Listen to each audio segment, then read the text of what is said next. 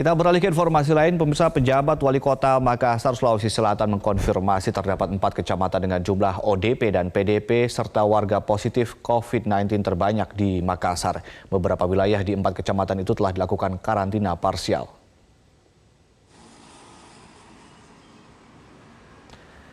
Berdasarkan data, 4 wilayah dominan PDP, ODP serta positif COVID-19 di Makassar adalah di Kecamatan Rapocini, Kecamatan Panakukang, Kecamatan Managala, serta Kecamatan Tamalate, Kota Makassar, Sulawesi Selatan.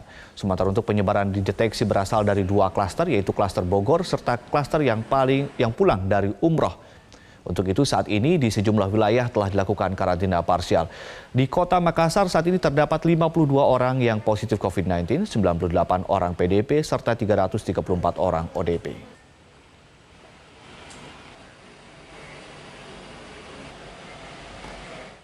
Dan kami sudah terhubung dengan pejabat Wali Kota Makassar, Iqbal Suhaib, untuk memperbincangkan bagaimana Makassar melakukan karantina parsial dan juga update terkait data COVID-19 di Makassar. Selamat siang, Pak Iqbal. Selamat siang, Pak Adi Mulya.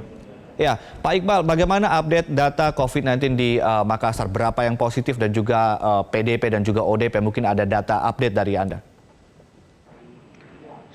Terima kasih. Sampai tadi malam, data tadi malam pukul 21 malam, untuk di Makassar ini yang ODP 360, PDP 107, dan positifnya itu ada, itu untuk Makassar.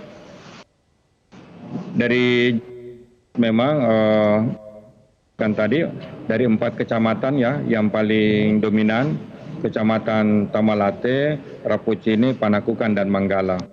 Baik. Pak Iqbal, kami dengar di Makassar dikelompokkan beberapa klaster ya di sejumlah kecamatan. Bisa diceritakan klaster-klaster itu di mana saja dan asal penularan COVID-19 dari mana saja, Pak? Memang ada beberapa klaster di Makassar. Antara lain itu adalah klaster umroh, rombongan terakhir yang berangkat dari umroh.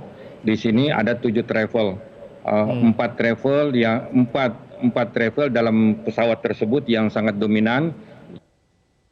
Nah, itu yang kami data dan itu sudah riwayat beberapa yang ODP itu riwayatnya dari situ. Nah, yang kedua ada klaster pertemuan di Raha, pertemuan GPB di Raha Muna. Nah, di sini memang ada 2 yang meninggal dan ada beberapa yang meninggal juga karena dengan yang kembali dari. Nah, ini klaster yang terbesar. Selain itu juga kita ada klaster pertemuan di Goa, pertemuan tablik, itu juga ada klaster, teman itu kecil. Jadi itu yang total dominan. ada berapa klaster nih, Pak Iqbal? Ada 4 klaster gitu ya? Ada 4 klaster, ada 4 klaster. 4 klaster ya. Tapi yang paling dominan itu yang ya. Yang paling dominan yang dari klaster umroh begitu ya? Raha. Ya, sekarang ini yang paling banyak itu yang dari Raha. Pertemuan di Raha, di Muna Raha. Baik. Saat ini karantina parsial diberlakukan di kecamatan mana saja dan bagaimana mekanismenya untuk karantina parsial ini, Pak? Karantina parsial kami lakukan 2 mekanisme. Satu di tempat di mana lokasi yang cukup banyak yang terinfeksi, dan yang kedua kriteria kami gunakan adalah di daerah yang masih bersih.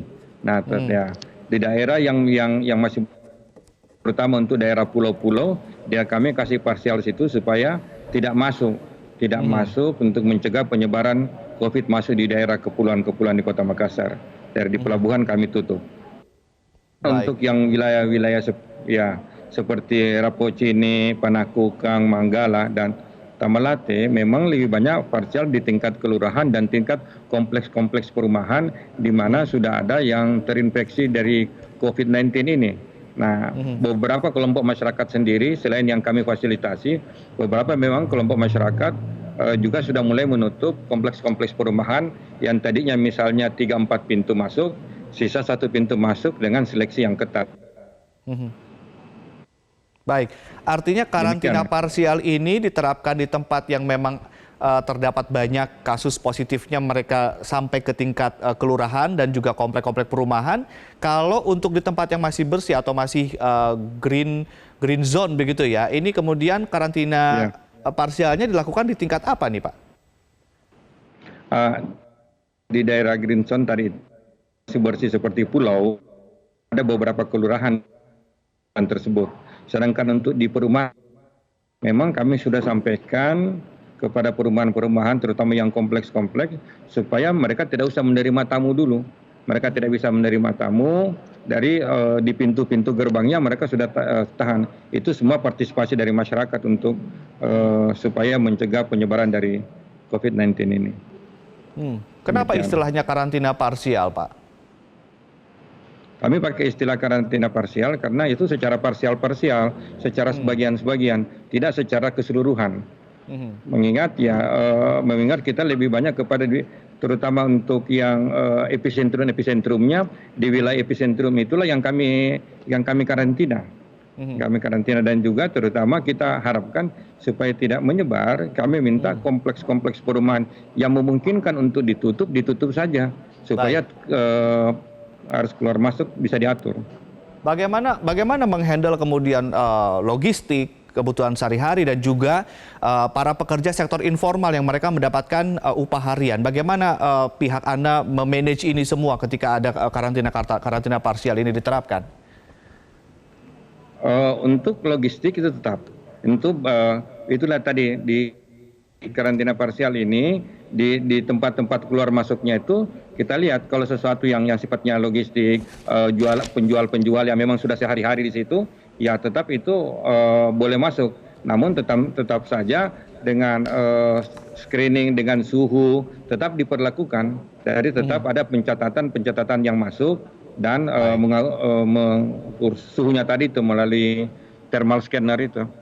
Baik. Terima kasih Pak Iqbal telah bergabung bersama kami di Metro Siang. Mudah-mudahan penyebaran COVID-19 di Makassar lajunya bisa ditahan dan kemudian jumlahnya menurun begitu. Terima kasih Pak.